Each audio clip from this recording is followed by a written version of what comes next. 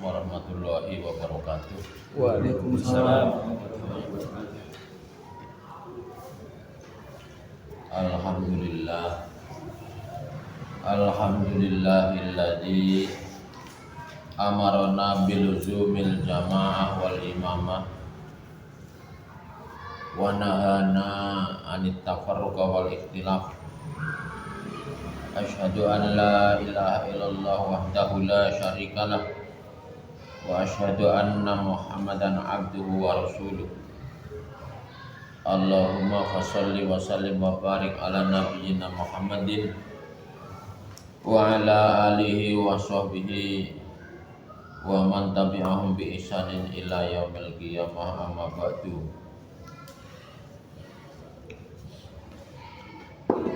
Qala Allah ta'ala, a'udzu billahi minasyaitonir rajim. Bismillahirrahmanirrahim. Muhammadur Rasulullah walladzina ma'ahu asyidda'u 'alal kuffari ruhama'u bainahum. Tarawhum ruk'an sujada yabtaghuna fadlan minallahi wa ridwana. Simahum fi wujuhihim min atharis sujud. Dzalika mathaluhum fit Taurati wa mathaluhum fil Injil. Kazar'in akhraja syat'ahu fa'azarahu fastaghladu fastawa ala suqihi yujibu zurru'an yaghidha bihimul kuffar. Wa'adallahu alladhina amanu wa 'amilus solihati minhum maghfiratan wa ajran 'azima. Shadaqallahul 'azim.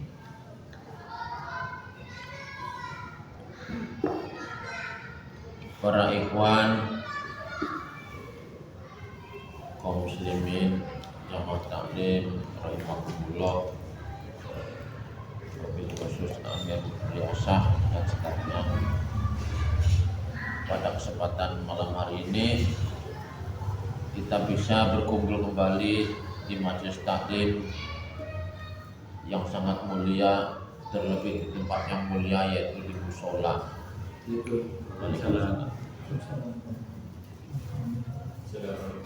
Bersyukur kepada Allah kita berkumpul. Ada yang datang dari dekat, Pak Arif itu paling dekat. Ada yang paling jauh baru datang, Pak Arif.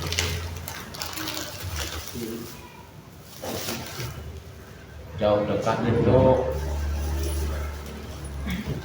ternyata jauh dekat itu perasaan aja. Biasanya yang jauh itu duluan datang, biasanya Pak Saripudin. Menanti tadi hujan ya, gerimis ya.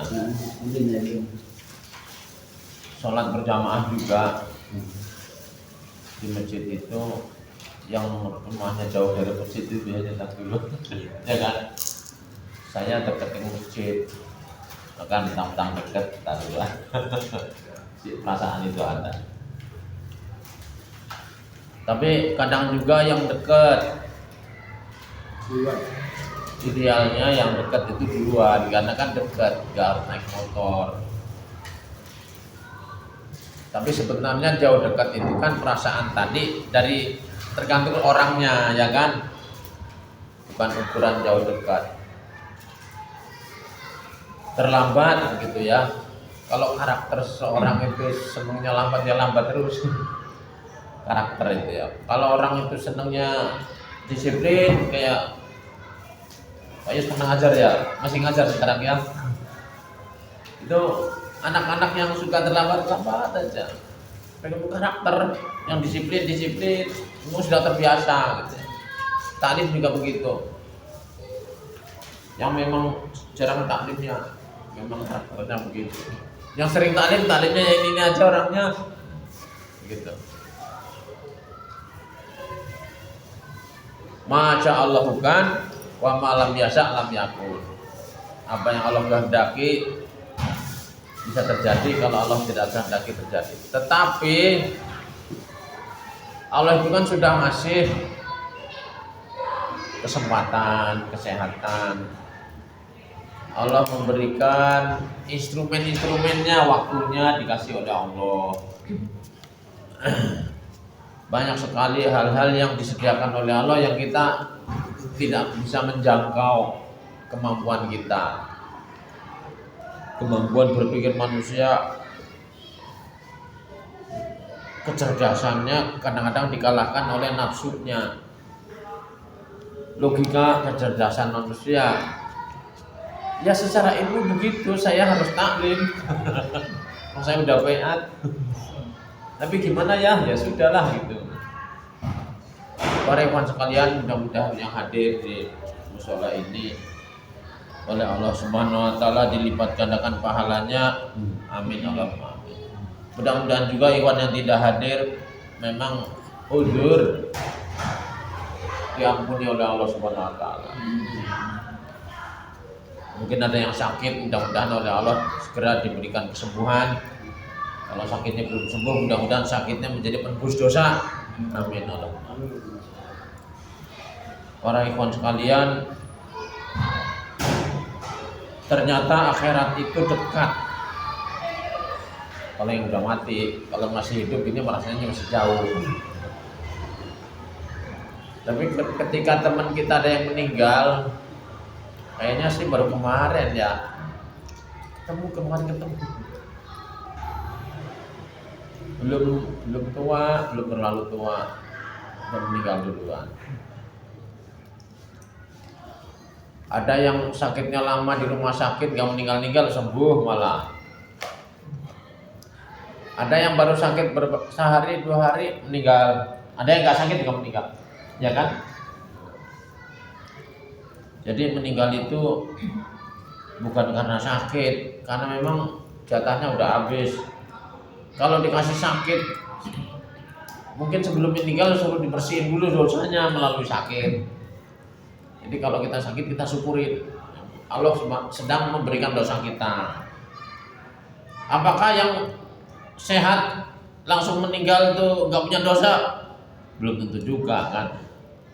Karena ada dalam hati yang saya baca, musibah itu pada hakikatnya adalah Allah membersihkan dosa-dosanya.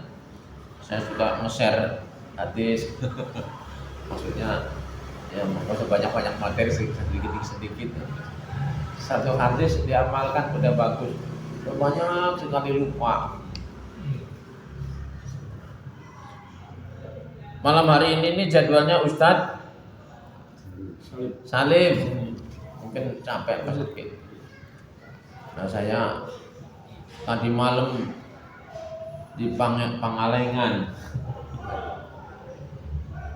mau ngisi penutupan Tasmi Akbar anak-anak takbir,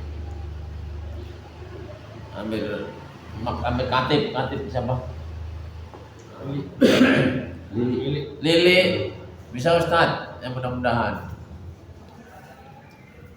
lagi nyiapin mau ngisi taklim gini. Besok kan bukan malam ini. Nah, saya menggantikan Ustadz Salim. Baru kemarin di rumahnya Pak Saibi, ya kan? Dan Pak Saibi. Kemarin ketika di rumah Pak Saibi kita mengenang syahidnya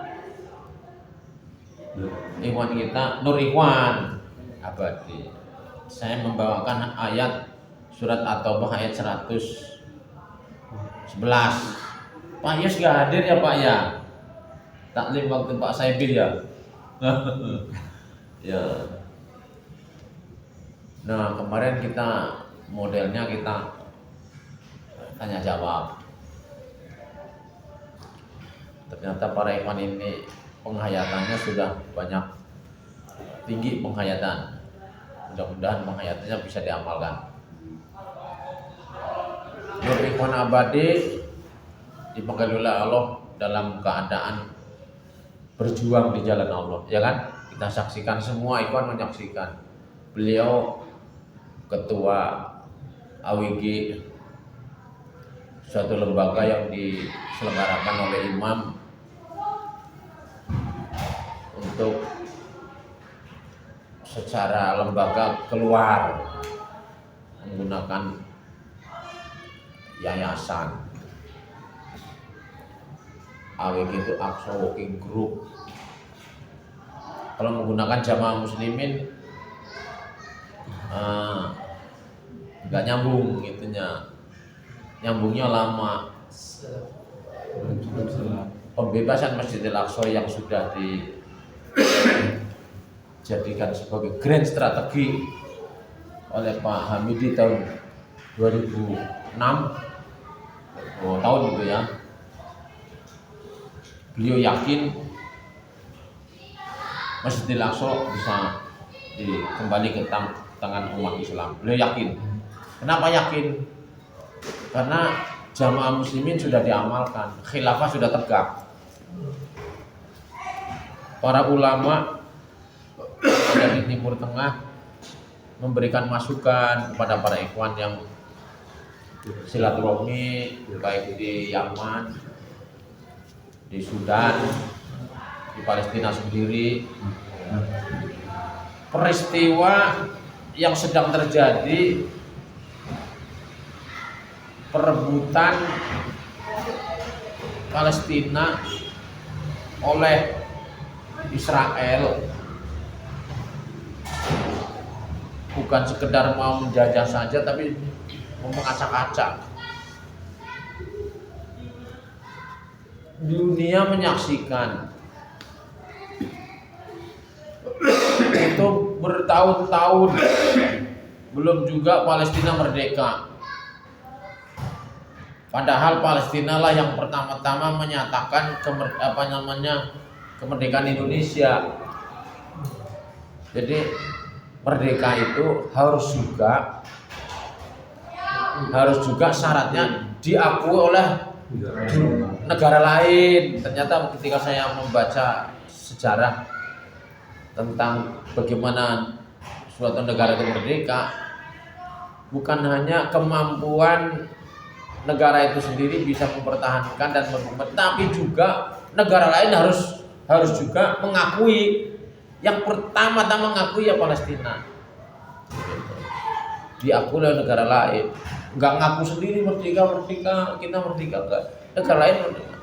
Nah ini juga besok kalau Palestina merdeka, yang pertama ngakui ya kita. Dalam konteks negara ya Indonesia, dalam konteks akidah ya Jamaah Muslimin. 2006 itu ketika Pak Hamidi taklim wilayah, banyak sekali berita terus menerus, umat Islam terus didolimi, dijajah terus, meninggal terus-terusan, sehingga imam itu terkuras energinya sampai beliau meninggal. Membentuklah beberapa usaha konferensi, setiap taklim temanya itu Masjidil Aqsa terus, setiap taklim usaha. Bisanya kita hanya doa aja, doa. Kalau sedang terjadi sangat dahsyat ya kita qunut nazilah. Tapi kemudian beliau mempunyai pengalaman berorganisasi di lembaga pemerintah. Jadi dengan menggunakan metode link, kerjasama dengan umat Islam yang memang ada orang lain yang peduli, ada ternyata dengan ISPA, dengan Mersi belakangan Pak, dengan ISPA, dengan ada lagi umat Islam. Hidayatullah termasuk waktu itu.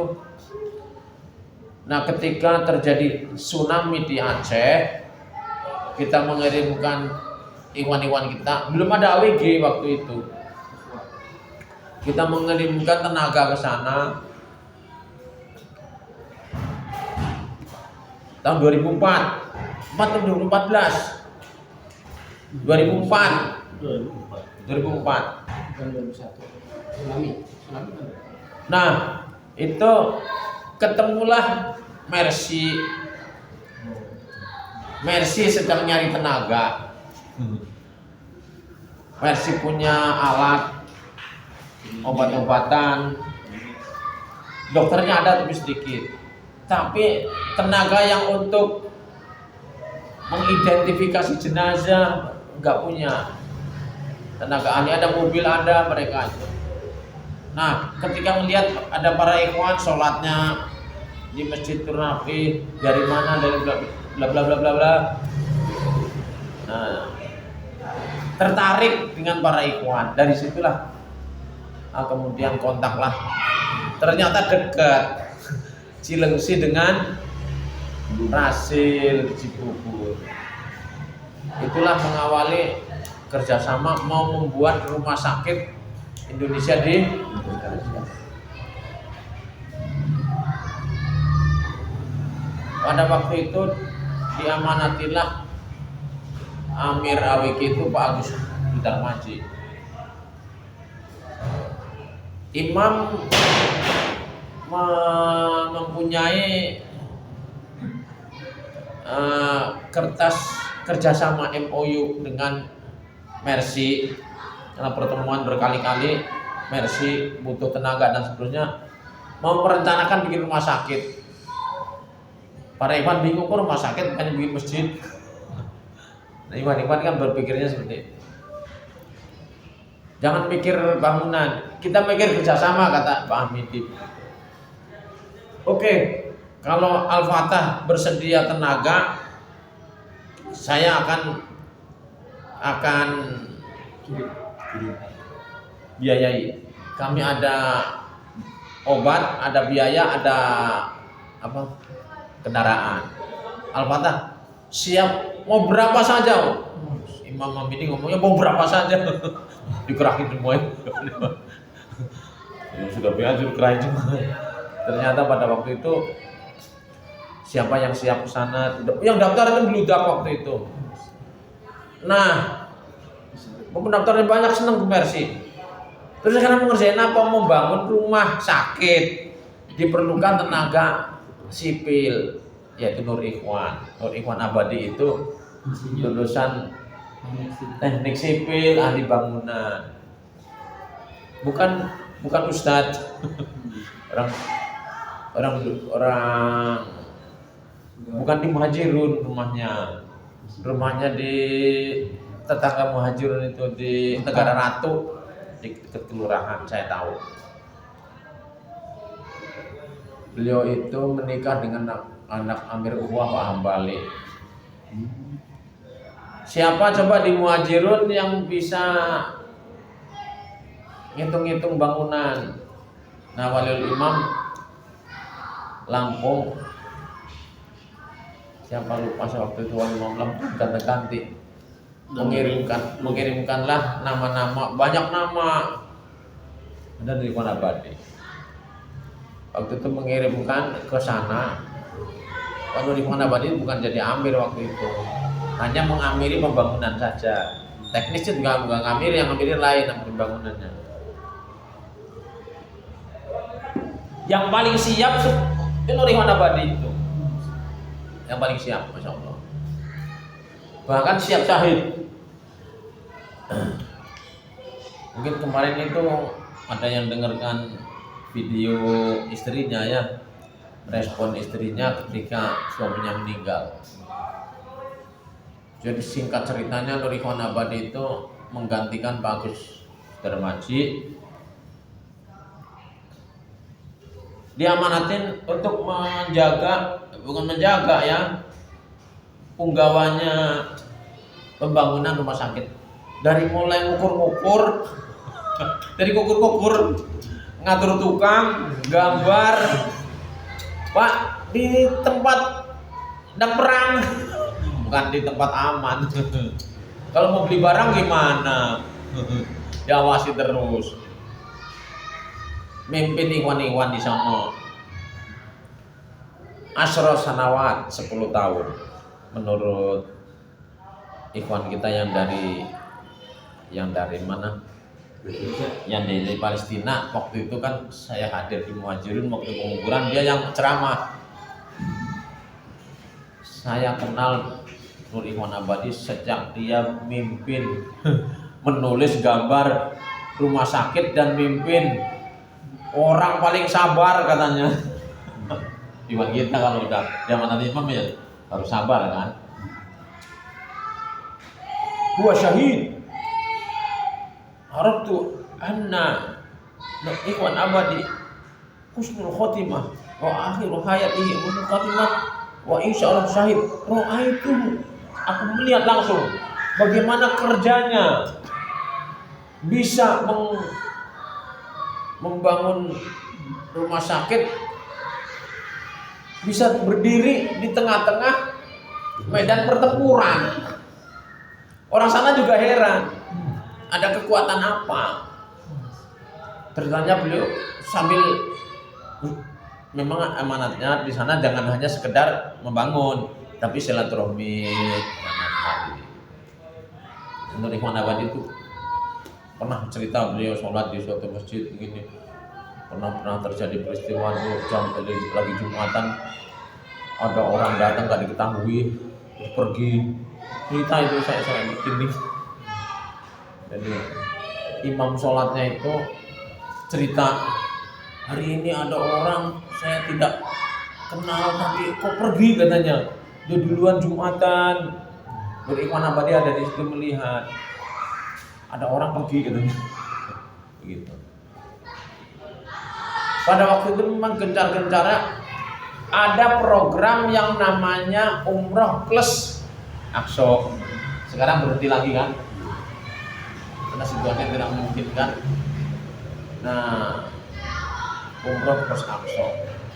Para ikhwan, karena hikmahnya apa coba? Jadi imam itu jadi kenal dengan imam Masjidil Aqsa. Nah, jadi ketika tadi pusat mengenal, datanglah ke Sifwan sama Syekh Siam, sampai baiat Syekh Siam, ya kan, sampai almarhum. Syekh Siam paling banyak sekali. Jadi cara bergaul, cara dakwahnya Pak Hamidi itu seperti itu, melakukan suatu kerjasama begitu, link gitu. Dakwah begini sih, beliau bukan ahlinya, beliau kan wartawan. Wartawan itu kan mencari berita, kerjasama, masuk ke suatu lembaga apa itu. Nah, beberapa ikhwan kirim ke sana. Dari Ikhwan Abadi itu ditunjuklah menjadi Amir AWG karena paling banyak pengalaman. Setiap bulan November itu bulan penindasan Yahudi pada Palestina. Maka kita mengenang dengan menyelenggarakan acara. Maksudnya jangan terjadi lagi gitu. Peristiwa tanggal 7 November yang terakhir itu sadisnya Masya Allah, mau membabi buta. Bulan Solidaritas Palestina, setiap bulan November yang kita pada ada yang semangat ikut, ada yang acuh-acuh. Di barusan kemarin baru apa namanya long march kita sampai bingung kan ya, jangankan yang biasa, yang disumpah saja, yang disumpah Pak, besok long march lagi, setiap hari Ahad long march. Coba saya ditelepon besok ngirimkan anak-anak, baru kemarin mendadak hari Ahad mau diberangkatkan, hari Sabtu sehari gimana mau memobilisasi kan nggak gampang Pak, sekalipun disumpah nggak gampang. Persiapan kan harus bikin panitia kan, nyiapin orang siapa yang mau berangkat, gantian siapa, biayanya ya kan, amirnya siapa kan. Saya merasakan bagaimana mengelola umat itu dalam konteks saya diajarin oleh imam. Jadi konteksnya mendidik para ikhwan, mendidik ketaatannya, mendidik jihad. Kepada anak-anak juga begitu, mendidik kesabaran. Kita belum apa-apa yang sering mendadak sana atau bom deng, nggak pakai jadwal deng, meninggal deng, ya kan. Jadi saya udah paham, jadi sudahlah nggak usah banyak komentar. Tanya sama imam juga gitu sama. Kita nggak punya jadwal untuk kita mau apa namanya demo di depan kedutaan besar Amerika, nggak ada. Itu semuanya mendadak. Kalau ada peristiwa, nah Rifwan Abadi itu baru pulang dari Cilengsi ke Muhajirun, berangkat lagi bolak balik, baru 1 jam berangkat lagi. Sering terjadi istrinya lagi sakit ditinggal, dan istrinya nggak mengeluh, anaknya kemarin sakit ditinggal. Jadi beliau itu memang fisabilillah, menjadi ibnu sabil. Apa ibnu sabil? Anak jalan, orang yang hidupnya di jalan Allah, fisabilillah, sampai meninggalnya di jalan tol. Tuh, begitulah. Jadi program BSP bulan November itu belum pernah sepadat tahun-tahun sebelumnya. Kemarin itu ada banyak kegiatan. Ini kan Pak Yus sudah datang kemarin. Jadi kemarin itu banyak kali apa yang kita ingat coba. Ada yang namanya pembukaan. Di pembukaan BSP itu kita perlu ngundang orang kan. Di gedung di sana di Sentul. Setelah pembukaan mengadakan goes apa? Seluruh wilayah dikomando semuanya atas amanat imam di depan. Para ikhwan yang punya sepeda, yang dari mulai Surabaya sampai ke mana Wonogiri, dari Wonogiri sampai ke itu terus sambung sampai ke Bandung, ya terus sesampainya sampai Jakarta. Yang dari Aceh sampai ke Medan, dari Medan sampai ke dari Lembang sampai ke Muhajirun. Semuanya sampai ke sini. Bukan orang satu, bergabung sambung menyambung sampailah Jakarta gitu ya. Begitu. Gambarnya sih. Terus masang bendera di atas Gunung Rinjani, gunung yang tertinggi di Indonesia, Gunung Rinjani. Saya pernah ke sana ketika waktu ada gempa, tapi di kakinya. Ya karena kan misinya ini mau orang-orang di sana kan kena musibah. Misi saya bukan mau naruh bendera bukan. 2 minggu waktu itu kan, sampai terbentuklah sekarang Niabah. Gitu. Jadi ada hikmahnya kalau ada musibah-musibah, ada hikmahnya kita datang dakwah gitu ya. Jadi ada tim dakwahnya, ada tim puarnya, ada tim macam-macam medisnya dan tukang hukam dan macam-macam. Jadi kalau kita ngirimkan suatu kompi itu ada tim kesehatannya, ada tim pembangunannya, ada tim ukhuwahnya, ada tim ustadznya, termasuk saya tim ustadznya. Kira ngapain? Makannya bareng. Jadwal kegiatannya berbeda. Kalau yang ini mah bangun rumah, kalau ininya ketemu orang, kalau ini ngisi taklim, kalau ini ngobatin orang, begitu loh. Jadi itu ternyata metode dakwah itu lebih efektif itu ternyata. Mungkin pernah diutus ya kemana ya? Waktu gunung meletus di mana tuh, ya kan? Jadi jamaah muslimin seperti itu. Dakwah tidak hanya sebatas ya taklim ya, ta'aruf ya kan? Nah, Nur Ikhwan Abadi itu kemarin kemudian melaksanakan motor. Apa itu? Konvoi motor dari Lampung sampai Cilengsi motor. Terus konvoi kapal, Pak. Tahu kapal itu? Kapal bawa bendera Palestina sampai Indonesia. Kapal dari Bakauheni ke Merak. Masya Allah, itu ada videonya itu. Saya melihatnya ya, belum pernah terjadi. Kemarin itu terjadi. Sampai Nur Ikhwan Abadi itu mengumpulkan para ikhwan itu 1000 relawan. Jadi itu pesan Pak Hamidi itu dulu kepada Nur Ikhwan. Suatu saat kamu coba mengumpulkan 1000 relawan yang akan diberangkatkan ke Masjidil Aqsa. Gimana caranya ya? Ini ikhwan-ikhwan udah bayarnya gampang ya kan? Nah, kemarin itu simulasi apel 1000 relawan di Buperta itu. Nah, saya termasuk kena apa namanya amanatnya juga kan. Nur Hamid kirim, tenaganya kurang. Yang paling gampang anak-anak. Mau anak-anak itu, buat 300 orang saya. Memang kurang. Ikhwan Jabodetabek kan nggak semuanya datang kan. Nah, talib-talib semua diganti ke Buperta semua, talib berasal talib semua talib. Nah, ternyata itu membuat apa ya, dunia melihat hanya seperti itu Pak.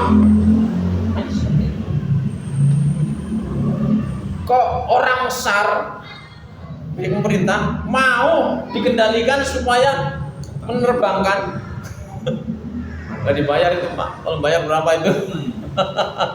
Menerbangkan itu apa namanya, bendera. Saya baru tahu loh. Waduh, ngomongnya tahu-tahu iya. Jadi Pareman juga kaget. Itu tuh memperlihatkan bahwa kita ini semua peduli begitu loh. Kita siap. Ternyata sebenarnya bangsa Indonesia siap, sebenarnya siap. Kalau ada yang memobilisasi.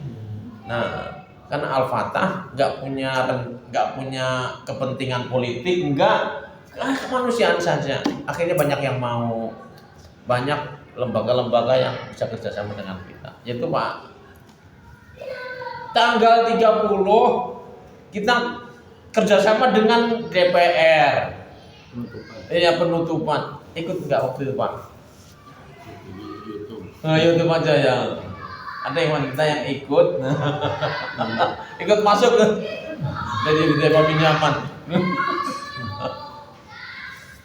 Nah, memang di sana juga punya program yang sama. Lah, ngapain mau ikut-ikutan? Ya sudah, boleh aja karena rakyat ini gedung rakyat. Udah digabungkan saja. Jadi kepentingannya digabung. Ternyata sebenarnya itu pertolongan Allah. Tempatnya gratis, kita nggak bayar. Konsumsinya makannya saya kenyang banget, gratis Pak. Kayaknya nggak ada bicara-bicara soal makan protein prasmanan kali ya. Ternyata itu dari sono. Jadi begitu. Gaung yang paling menonjol ya AWG. Jadi DPR itu memanfaatkan lah gitu. Nah, Nur Ikhwan Abadi inilah yang kerjasama terus menyampaikan dan seterusnya. Pada saat itulah menyampaikan program-program berikutnya. Antara lain kita akan melakukan suatu program literasi.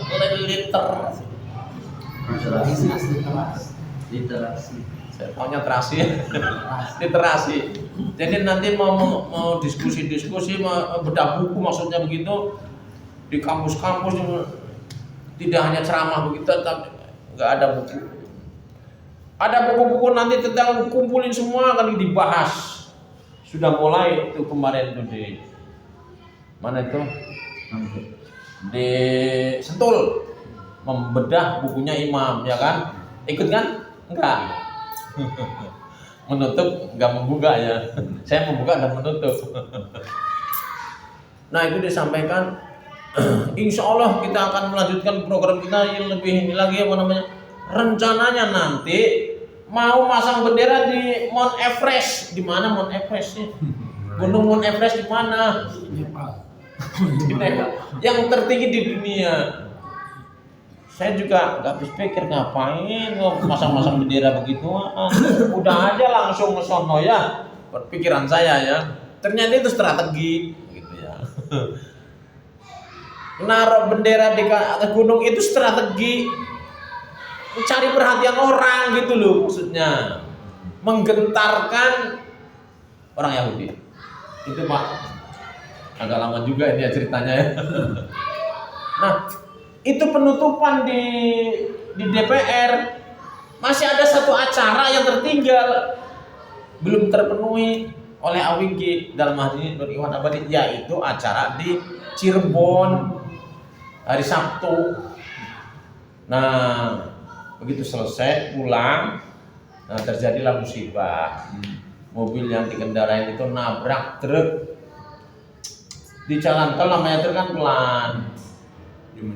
Nah, kita nyalip mungkin kan ada pengen cepet, namanya orang mobil pribadi kan begitulah ya, pengen cepet apa Nyangkut.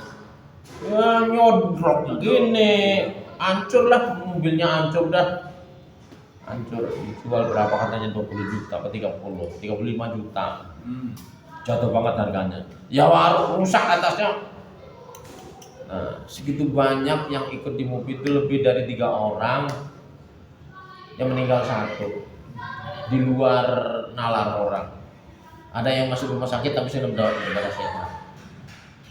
Ya itu kan Allah saja ya, yang dipilih oleh Allah kok amirnya duduk depan. Jadi selesailah tugas Pak Nur Ikhwan Abadi melaksanakan amanat imam bulan solidaritas Palestina tahun ini. Menurut para ikhwan dan saya melihat sempurna, benar itu. Mengajak orang, mengajak ikhwan juga, acara-acaranya sekalipun mendadak tapi orang itu menanggapinya juga dengan positif, selesai. Nah, Masya Allah. Jadi beliaulah menurut saya, para ikhwan sekalian, kita ini diketuk oleh Allah. Lanjutkan perjuangannya Nur Ikhwan Abadi. Anak-anak kita mungkin ya, saya sudah ngomong sama anak-anak, kamu harus siap-siap dengan ilmu, dengan pikiran. Sampai tadi malam juga saya gemakan penutupan anak-anak tahfidz bahwa perjuangan kita masih panjang. Nur Ikhwan Abadi ketika di DPR kan begitu, perjuangan kita masih panjang. Orang kafir terus menyerang, kita nggak punya tenaga, kita nggak bisa aja berdoa. Kita masih panjang ceritanya untuk melawan mereka. Nah, rupanya beliau dipanggil oleh Allah, kita suruh lanjutin. Itu para ikhwan yang kemarin, Pak Yus yang kemarin suruh merefleksikan ya pendapatnya. Para ikhwan sekalian, malam hari ini saya ada 2 materi yang ingin saya sampaikan. Pertama, anak-anak kita bulan Desember ini adalah bulan liburan. Tapi saya ganti kata liburan dengan bulan silaturahmi anak-anak ke rumah. Bukan menggunakan kata liburan. Kalau liburan itu kosong, nggak ada kegiatan apa-apa. Beberapa kesempatan saya, termasuk tadi malam, anak-anak semuanya belajar di bulan Desember ini. Setelah UAS dipindahkan dari sekolah ke rumah, nggak libur. Kemarin kita bagi rapot ke semua hari Ahad kemarin yang MD sampaikan, Bapak Ibu semuanya tolong bikin jadwal di rumah, bikin jadwal membimbing belajar anaknya selama 2 minggu sampai tanggal 3 Januari. Bikin jadwal. 1, jadwal sholat 5 waktu untuk anak-anaknya. Sholat malam, sholat duha, 1 sholat gitu ya. Jangan sampai anak-anak kita ini libur sekolah, libur sholatnya bulan Desember ini ya. Banyak tantangan ini nanti di bulan ini. Kalau di sekolah, kalau di pesantren, kalau di supah dikontrol sama ustadz-ustadz, ada kesantrian. Tapi kalau di rumah dikontrol sama ibunya, sama bapaknya. kullu mauludin yuladu 'alal fitrah. Semua bayi, semua anak dilahirkan dalam keadaan fitrah. Fa bawahu ayu hamidani ayu nasironi ayu majisani. Kedua orang tuanya itulah yang merubah anaknya yang tadinya fitrah seharusnya melaksanakan Islam berubah jadi Yahudi, jadi Nasrani, jadi Majusi. Para ikhwan sekalian, orang tua penanggung jawab utama menurut hadis itu. Menurut ayat lebih jelas lagi. Ku angkusakum wa ahlikum nar. Jagalah dirimu dan keluargamu, masuk anak. Innama amwalukum wa auladukum fitnah. Innama azwajukum wa auladukum aduwan. Ada juga ayatnya. Anakmu, istrimu, anakmu adalah musuh, aduun. Ada juga innama amwalukum wa auladukum fitnah. Anak itu fitnah. Cobaan, aduan musuh. Ribut setiap hari. Bapak sama ibunya ke anaknya tiap hari terribut di waktu liburan. Anaknya kepengen jalan-jalan, bapaknya nggak punya uang, maksa-maksa dan seterusnya lah. Itu masalah sendiri. Ternyata liburan itu biayanya lebih besar daripada sekolah. Kenapa? Karena harus ada jalan-jalan, transportasi, ya kan? Kalau anak-anak gak diajak jalan-jalan, ngambek, ya kan, refreshing. Ya kalau punya uang orang tuanya, bapak ibunya. Kalau nggak punya uang, ya kan. Sholat, saya minta orang tua itu buat jadwal untuk kegiatan anaknya sholat berjamaah sama anaknya. Diusahakan bisa diajak ke masjid. Ini permintaan saya berat, ya kan? Berat ini. Ngajak anaknya ke masjid, ya minimal di rumah sholat berjamaah. Kalau mau sholat, lihat anaknya. Di bulan Desember, anak lihat. Seperti saya kalau mau sholat, saya lihat anak-anak dulu. Seperti itulah. Nah, kalau saya sesumpah. Coba bapak ibu, anak paling 3 ada 2 di rumahnya. Nah, anak-anak itu bukan orang dewasa yang punya kesadaran, yang punya minat. Kalau nggak didorong ya nggak sadar begitu. Begitu kan, Pak ya? Anak-anak itu kalau ada kita semangat, kalau nggak ada kita, Tadi pagi saya sampaikan, jadilah emas murni, jangan emas imitasi. Ditaruh di mana saja, tetap emas, ya kan? Emas yang murni 24 karat itu harganya lebih mahal daripada imitasi. Ditaruh di plastik emas, dipindahin ke kertas emas, ditaruh di tempat sampah emas, nggak berubah. Jadilah seperti emas. Mau disumpah sudah terbiasa sholat 5 waktu, sholat tahajud, ke rumah juga begitu, hendaknya dibiasakan. Jadilah emas. Emas itu tidak terpengaruh, Pak. Tidak terpengaruh oleh udara, tidak kebakar juga, emas itu tetap emas. Ada emas yang dicetak jadi uang dirham, uang emas, uang dinar. Dibakar, Pak. Dibakar itu memang mencair, tapi dia tetap emas. Beratnya masih sama, cuman yang berubah bentuknya saja. Nilainya nggak berubah. Tapi coba kayu dibakar jadi abu, terpengaruh, ya kan? Baju dibakar, orang dibakar, angus. Emas enggak. Jadilah emas. Emas bukan emas. Mas Saripudin. Jadi emas. Jadi emas itu punya jati diri, punya harga diri, punya ciri khas. Dia punya kualitas. Alih-alih barang yang paling mahal itu emas. Kalau kita mau nikah atau nikahkan anak kita, maharnya itu yang paling bagus itu maharnya emas, ya kan? Memang disunahnya emas, Pak, bukan uang. Emas. seperangkat alat sholat. Emas. Bukan seperangkat alat sholat, itu kan orang Indonesia. Adanya seperangkat alat sekolah. Ini yang versi. Seperangkat alat masak. Seperangkat alat sholat. Ada apanya Pak?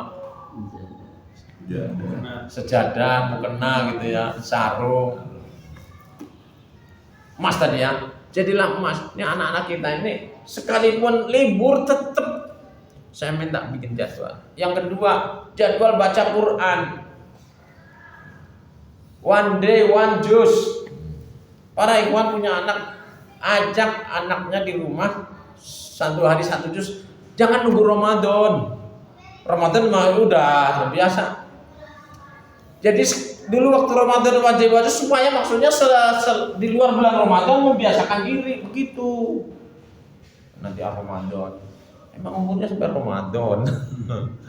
Nah, ketika di pesantren itu tiap hari baca Quran. Tolong di rumah juga dilanjutkan. Bikinlah kertas laporannya. Gimana caranya? Ya, tiap habis sholat lah 10 menit, 10 menit. Itu kan 1 juz itu kan 10 lembar, dibagi 5, 2 lembar, 2 lembar gitu.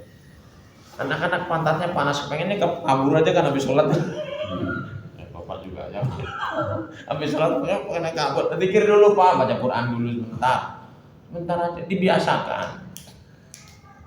Hendaknya orang berimannya lebih banyak mendekatkan diri pada Allah daripada mendekatkan yang lain begitu. Nah, itu kita ajarkan anak-anak kita. Olahraga boleh, yaitu jasmani supaya sehat, main bola. Jadi main malam-malam main bola, ya nanti susah bangun malamnya. Yang ketiga, akhlak. Nah, sekarang ini tantangannya ini setan gepeng. Pak Adit bilang, gimana mainan HP katanya. Emang HP salah apa sih? Bukan HP-nya, internetnya Pak. Jadi ini anak-anak lebih asik mainan HP daripada yang lain. Dipanggil ibunya nggak dengar, panggil bapaknya nggak dengar. Adzan nggak dengar. Ini nih ada apanya ini? Setan gepeng. Sampai malam hari gak tidur Pak. Ketawa sendiri kayak orang gila. Nah, anak kita Pak, ketika di pesantren haram megang HP, nggak boleh maksudnya. Kecuali itu baca Quran, nggak boleh megang HP. Di rumah juga sama harusnya. Tolong dibikin peraturan di rumah kalau pegang HP itu sekedar diciptakan dulu asal usulnya untuk komunikasi ini, untuk komunikasi. Ini yang bahaya internet. Internet itu informasi segala rupa yang meracuni, ya kan? Akhlak, ibadah, akidah. Para ikhwan punya anak, tolong selamatkan dari bahaya. Para ikhwan sekalian, ini yang ingin saya sampaikan para ikhwan sekalian. Bulan Desember, jangan libur. Coba jadilah guru di rumah ya, jadi bapak, jadi ibu, bapak guru dan ibu di rumah. Setengah bulan aja lah. Jadi guru. Coba sebulan jadi guru kayak apa rasanya? Tanya sama Pak Guru. Materinya gak usah banyak-banyak, sholat, ya tadi kan baca Quran, ya kan. Menjaga jangan kemudian keluyuran, keruan mana. Saya bilang no playing, no smoking, no googling, no searching, no narkoba. Nah, semuanya jangan. No laughing. Ya nanti begitu masuk sekolah udah banyak perubahan. Gara-gara itu saya ini guru merasakan betapa sedihnya kalau anak udah libur balik lagi ke sekolah udah banyak buahnya busuk-busuk. Sholatnya tolong ditulis kegiatan harian di rumah. Nah, itu maksud saya seperti itu para ikhwan sekalian. Nah, tapi juga di rumah bagian dari akhlak juga amalkan birrul walidain. selama sekolah kan nggak sempet bantu masak, ibunya nggak sempet yang akhwat ya kan, bantu ngangkat-ngangkat apa, mumpung masih nggak sekolah, masih silaturahmi, bukan libur pak, acara silaturahmi ke rumah, bukan libur, bahasa libur saya ganti pakai silaturahmi. Untuk membantu orang tuanya. Kamu ngapain di rumah? Bantu orang tua, benar? Iya. Apa? Bantu jualan ikan, nggak masalah. Ajarin bisnis, nggak apa-apa, nggak dosa. Daripada ngajarin maling, ngajarin nggak bener, nggak apa-apa. Kalau mau olahraga bareng sama bapaknya, terkendali gitu. Ku angkusakum, wa ahlikum naro. Jagalah dirimu dari api neraka. Ini nih jalan menuju neraka. Ustaz mau berani di jalan menuju neraka, Ustaz kamu. Banyak mudorotnya, sedikit manfaatnya, ya kan? Sesuatu itu ada manfaatnya, ada mudorotnya. Kalau orang tua ya punya iman, ya kan? Tapi anak-anak belum punya iman, belum bisa milih-milih mana yang boleh, mana yang nggak boleh. Tahu sih mana boleh nggak boleh, tapi kan belum takut kepada Allah. Saatnya orang tua jadi guru, tolong dibimbing anaknya di rumah setahun, 2024 sampai 2025, tanggal 3 aja kalau disumpah. Januari, setengah bulan aja. Kan ada Pak guru, bapaknya, ibu guru, ada ibunya kan. Muridnya cuma 2 paling, nggak banyak-banyak. Kalau saya 200. Jadi muridnya sedikit di rumah. Tentang sedikit jangan juga diabaikan. Penting ini artinya. Kemudian ini bulan Desember juga ada tantangan. Malam tahun baru, ya kan? Nah, itu anak-anak kita nggak perlu ikut-ikutan merayakan New Year's Day. Nggak ada urusan. Ikut-ikutan. Tolong orang tua menjaga. Mau bakar jagung, bukan bakar jagungnya yang dilarang. Sekarang aja bakar jagung, kenapa sih nggak usah nunggu malam tahun baru? Dunia ya. Bukan jagungnya yang haram, bukan. Jadi para ikhwan sekalian, punya anak di bulan Desember ini tantangan. Jadi ini yang perlu saya sampaikan para ikhwan sekalian, taklim malam hari ini tolong sampaikan para ikhwan yang punya anak di rumah, entah itu sekolah di Supah Cilengsi atau sekolah di rumahnya Pak Iskandar atau di mana juga, di rumah kan libur. Nah, tolonglah taklim diajak, kenapa sih? Ajak taklim ke sini. Enggak apa-apa. Rois juga membolehkan bawa anak kan? Boleh. Yang akhwat beda lagi hari Ahad. Sambil mendidik mereka. Generasi jamaah itu ada di anak-anak kita, ya kan? Umur kita 50 tahun lagi sampai emang enggak, wallahu a'lam. Kita menyiapkan generasi jamaah di anak-anak kita. Itu para ikhwan yang bisa saya sampaikan materinya itu. Kemudian kalau memang bisa belajar pelajaran-pelajaran sekolah, ada tugasnya ya enggak mungkin ya pelajaran sekolah ya. Tapi yang enggak boleh berhenti ya baca Quran tadi ya. Baca doa, baca doa diajarin sama ibunya. Yang kemarin waktu diajarin di sekolah, di Supah, di pesantren, doa-doa pendek ya kan. Coba dites. Waktunya ngetes. Jangan dimarahin kalau memang belum apa nih diajak. Jangankan ibunya mungkin belum apa, bapaknya juga belum apa. Jadi dengan ngetes, jadi kita jadi terperingatkan oleh pengajaran anak kita. Kadang-kadang guru itu belajar dari anaknya. Begitu. Pas mau ngajar malam ini baca-baca. Iya nggak sempet ya. Baca. Jadi bedanya guru sama murid itu semalam doang. Jadi satu malam. Buka rahasianya nih. Baru baca dua. Iya, karena pelajarannya kan banyak. Kan? Kalau pelajarannya satu kan, saya pelajarannya ini terus saya hafal. Ya. Sampai pelajaran sekolahnya dibawa ke taklim. Jadi itu para ikhwan sekalian. Kemudian pelajaran jamaah imamah juga yang paling penting. Anak-anak kita ajarkan oleh orang tuanya. Penghayatan, sampaikan penghayatan kita ke anak kita. Siapa lagi kalau bukan orang tuanya, ya kan? Kullukum ra'in wa kullukum mas'ulun an ra'iyatih. War rajulu ra'in ala ahli baiti wal mar'atu ra'in ala ahli baiti wa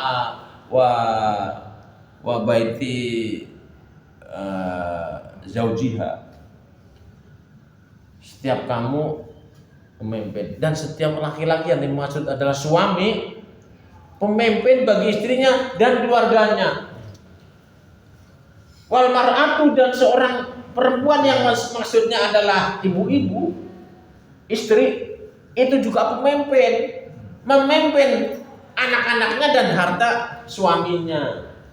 Wa mas'ulatun an ra'iyatihi an ra'iyatiha, dan dia akan diminta bertanggung jawab dari kepemimpinannya. Jadi anak bapak disekolahkan ke saya, yang ditanya bukan saya bapak. Orang tua yang ditanya, bukan saya gurunya nggak ditanya. Yang ditanya itu orang tuanya. Wal mar'atu ra'iyatun wa mas'ulatun an ra'iyatiha. Itu dalilnya itu. Jadi nanti yang akan ditanya itu orang tua. Dia yang bikin ya, dia yang tanggung jawab. Guru itu hanya kita minta tolong bantu ajarin anak saya. Nah, guru kan semampunya. Bapak yang punya anak dititipin sebentar pulang, kan? Sekarang pulang sebentar. Nah, itu tadi. Orang tua bertanggung jawab 100%. Dibantu oleh guru-guru yang hanya pembantunya orang tua. Betul kan, Pak? Hanya membantu. Itu saja yang bisa saya sampaikan pada malam hari ini. Mudah-mudahan Allah Subhanahu wa taala melindungi kita semuanya, keluarga kita dari ancaman api neraka. Allah melindungi juga anak kita, di mana sekarang ini banyak anak-anak di kanan kiri kita ini juga orang tua yang tidak mampu mendidik anaknya, ya kan? Jadi korban anak kita karena jadi tetangga jadi ikut terpengaruh, terkonti, konta. Karena temen kan ya dulu waktu SD sekolah bareng, waktu SMP bisa ketemu reuni dan seterusnya. Ya, Rabbana atina fid dunya hasanah wa fil akhirati hasanah wa qina adzabannar. Wassalamualaikum warahmatullahi wabarakatuh. Waalaikumsalam.